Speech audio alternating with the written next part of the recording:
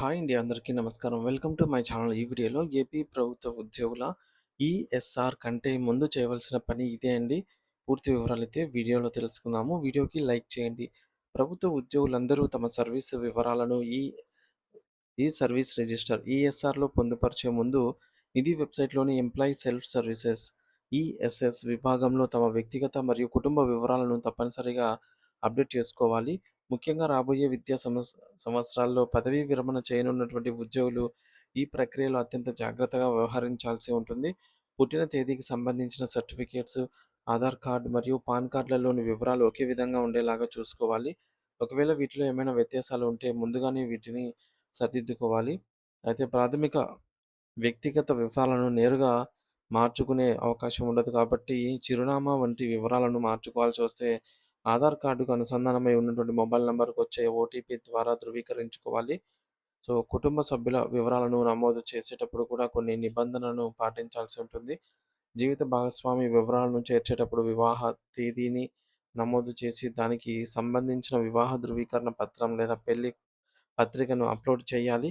ఈ వివరాలను డీడీఓ గారు ఆమోదించిన తర్వాతే జీవిత భాగస్వామి పేరు వెబ్‌సైట్‌లో అయితే చేరుతుంది.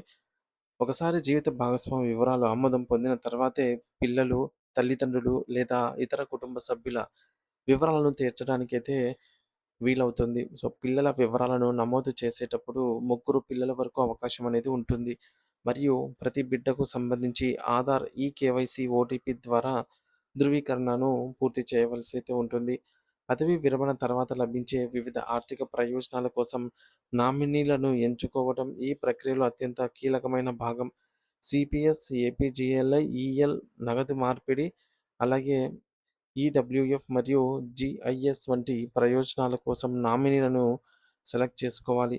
ఈ సందర్భంలో ఇద్దరు ప్రభుత్వ ఉద్యోగులను లేదా ఇతర వ్యక్తులను సాక్షులుగా నియమించి వారి ఆధార్, ఓటీపీల ద్వారా ఈకేవైసీ పూర్తి చేయాలి. అనంతరం ఉద్యోగి మరియు డీడీఓ గారి ఆధార్, ఓటీపీ లేదా సిగ్నేచర్ ద్వారా ఈ వివరాలన్నీ ఆమోదించబడతాయి. వీటితో పాటు విద్యా అర్హతలకు సంబంధించినటువంటి సర్టిఫికేట్స్ అన్నీ కూడా స్కాన్ చేసి, అప్లోడ్ చేసి ఓటీపీ ద్వారా ధృవీకరించుకోవాలి. ఈ నిబంధనలన్నీ కూడా త్వరలోనే పదవీ విరమణ చేయబోయే ఉద్యోగులకు తమ పెన్షన్ ప్రక్రియ సులభతరం కావడానికి ఉద్దేశించినవి తప్ప ఇప్పటికే పెన్షన్ పొందుతున్న వారికైతే ఇవి వర్తించవని గుర్తుంచుకోవాలి.